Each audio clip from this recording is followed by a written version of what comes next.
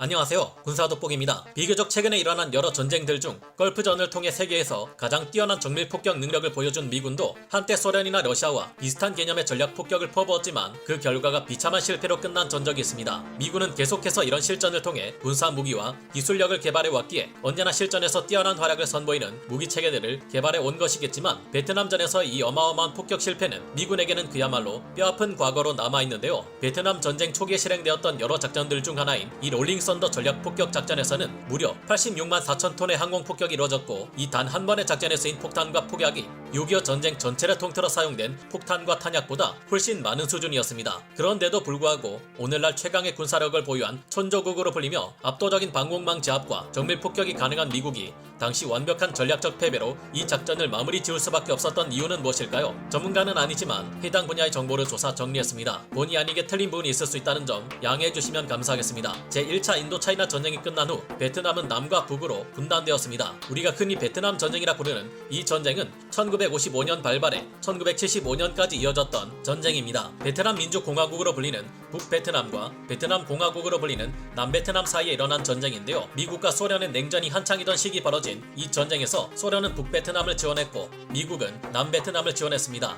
자본주의 진영과 공산주의 진영의 대리 전쟁 양상을 띠게 된 이 전쟁에는 1964년 8월부터 1973년 3월까지 미군이 개입하고 캄보디아나 라오스로 전선이 확대되면서 국제전의 양상을 띠게 됩니다. 이 베트남전에서 미국은 북베트남을 지원하던 소련과의 전면전을 치르게 될 상황이 발생할까 우려해 제한적인 작전만을 펼쳤고 이 때문에 남베트남에서 활동하는 게릴라 조직인 남베트남 민족해방전선 즉 베트콩의 습격을 받으며 심한 고전을 치르게 됩니다. 미국은 제1차 인도차이나 전쟁이 끝난 이후부터 남베트남인 베트남 공화국의 편에 서서 간섭을 시작했습니다. 북베트남에 이어 남베트남마저 공산국가인 소련에 의해 적화되도록 방치할 경우 인도차이나에서 미국과 같은 편인 자유진영 국가들 여럿이 연쇄적으로 적화될 것이라 우려했기 때문에 무방국인 남베트남을 보호하기 위해 적극적으로 나선 것인데요. 다름 아닌 우리 한반도에서 벌어진 6.25 전쟁으로 미국과 소련의 냉전은 본격화되었고 미국은 1차 인도차이나 전쟁 전비의 78%에 달하는 엄청난 전비와 무기들을 대량으로 지원하게 됩니다. 미국이 이 같은 지원을 퍼붓는 데는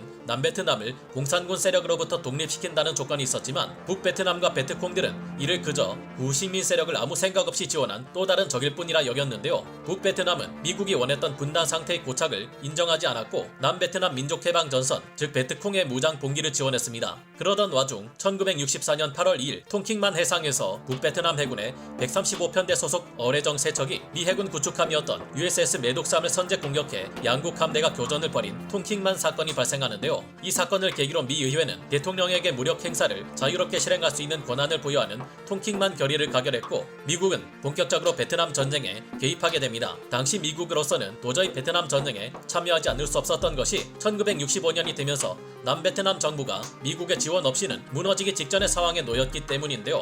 당시 린든 B 존슨 미 대통령은 베트남의 개입을 최대한 억제하렸지만 어쩔 수 없었습니다. 미국의 개입이 시작되면서 첫 번째 미군의 폭격 작전인 피어스 에로우 작전이라는 이름의 전략 폭격 작전이 시행되었고 미 해군 항공모함의 함재 전폭기들이 북베트남 해군 어뢰정 기지와 석유 저장 시설에 폭격을 실시했습니다. 북베트남 해군 쪽에서도 이에 대응해 대공포를 발사했고 이에 의해 미 해군의 A4 스카이호크 공격기 2기가 격추되었는데요. 게다가 미군의 이 피어스 에로우 작전에 대한 보복으로 베트콩들은 11월 1일 비엔호와 미 공군 기지를 공격했고 이로 인해 미군 측에서 4명의 전사자와 30명의 부상자가 나왔습니다. 뿐만 아니라 B-57 폭격기를 비롯한 27대나 되는 미군의 항공기가 파괴되었고 미군은 이에 대한 보복전 성격의 배럴 롤 작전을 실시합니다. 이 작전의 목표는 라오스에 있던 북베트남의 수장 호치민이 사용하던 루트를 타격하는 것이 목표이기는 했지만 표면적으로는 북베트남과 싸우는 라오스 정부군을 돕는다는 형태로 진행되었는데요. 직접적으로 라오스 국경을 넘어 폭격하는 것은 협정에 의해 금지되어 있었기에 미군들은 야간에 조명탄을 터뜨려 이에 의존해 부정확한 폭격을 감행하는 소극적인 모습을 보였습니다. 전반적으로 미군이 소련과의 확전을 우려해 소극적인 태도를 보인 탓에 미군의 피해는 갈수록 늘어갔습니다. 12월 24일 크리스마스 이브를 틈타 베트콩들은 미군 장교들의 막사를 연달아 폭파했고 이 과정에서 미군 2명이 전사하는 사태까지 벌어졌는데요. 이에 대해 미군은 확전을 원하지 않았기 때문인지 보복전을 실행하지 않았습니다. 그러나 반대로 베트콩들은 미군에 대한 일련의 보복전을 계속 이어나갔고 1965년 2월 7일 중부 고원지대에 있는 미 육군의 플레이쿠 기지를 습격해 8명의 미군 전사자가 발생합니다. 이로 인한 부상자는 100명이 넘었습니다. 있었으며 미군의 헬기마저 7대나 파괴되었는데요. 결국 크게 분노한 존슨 미 대통령은 플레이크 미군 기지가 공격당한 날로부터 6일 뒤부터 즉각 30대 미 공군 A1, F-100 기체들을 동원해 북베트남군의 병영에 공습을 실시하는 플레이밍 다트 작전 1을 실시합니다. 그러나 이로부터 사흘 후인 2월 10일 베트콩이 커넌의 미군 기지를 습격하자 또 23명이나 되는 희생자가 발생합니다. 미군은 다음 날인 11일과 19일 보복 공습의 일환으로 플레이밍 다트 작전 2를 실시하는데요. 이처럼 미군의 성과보다 피해가 훨씬 큰 결과를 낳은 상태에서 미군의 소극적인 폭격 작전으로는 참모본부의 장군들을 만족시킬 수 없었습니다. 결국 미군은 좀 더 대규모의 본격적인 전략 폭격 작전이 필요하다는 결론을 내리고 그 결과 계획된 것이 바로 롤링 썬더 작전이었는데요. 이 작전은 남베트남 공군과 미 공군의 합동 전략 폭격 작전이었으며 남베트남 내부의 정치적 소요로 인해 4번이나 연기되다가 3월 2일이 되어서야 겨우 실시되었습니다.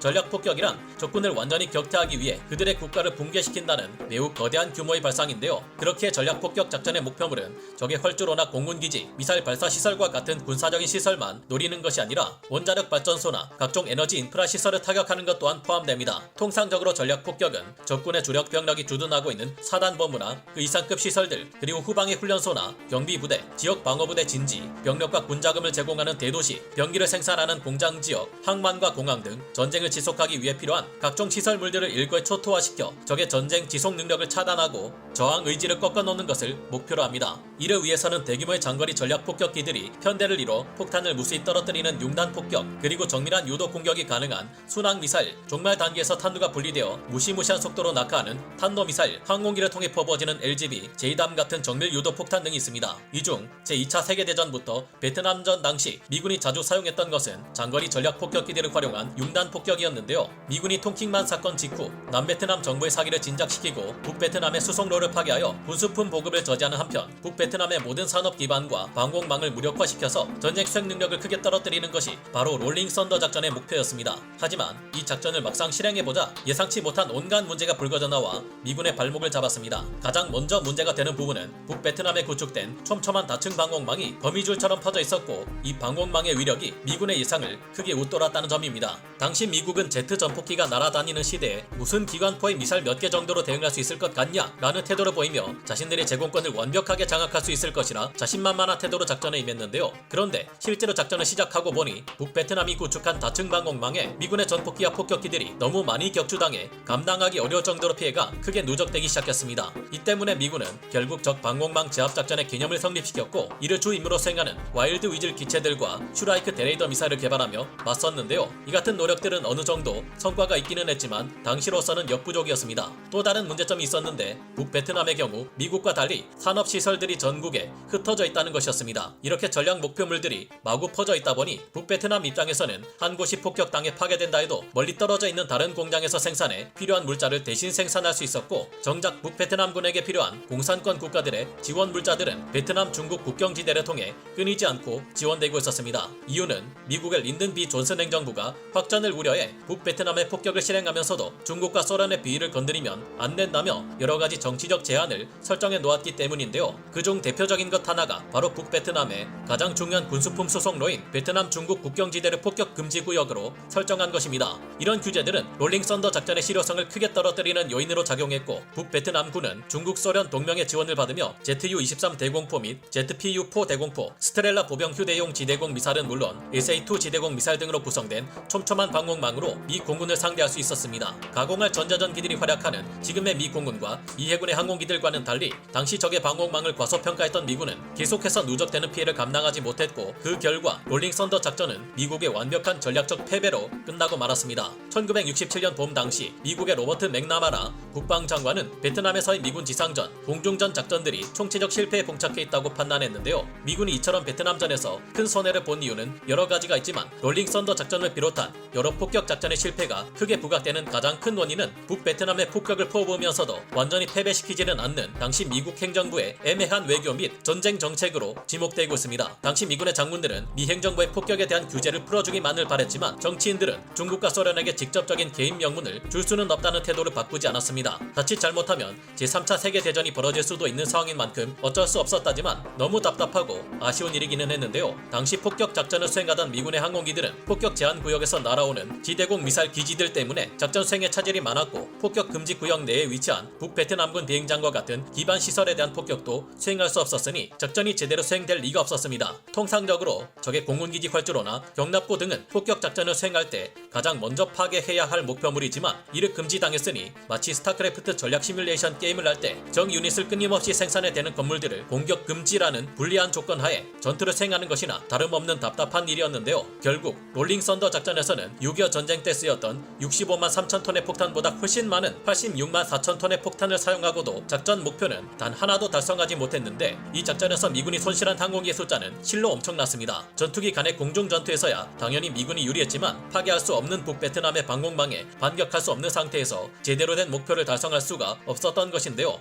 당시 이와 같은 제한을 둔 이유에는 제3차 세계대전으로의 확전 우려가 있었기 때문이라는 점을 감안하면 역시 평화를 지키기 위해서는 전쟁이 일어나기 이전에 적이 아군을 공격할 경우 상대방 역시 끝장날 수 있다는 경고로서 작용할 만한 강력한 군대와 무기가 반드시 필요하다는 점을 실감하게 됩니다. 오늘 군사 돋보기 여기서 마치고요. 다음 시간에 다시 돌아오겠습니다. 감사합니다. 영상을 재밌게 보셨다면 구독, 좋아요, 알림 설정 부탁드리겠습니다.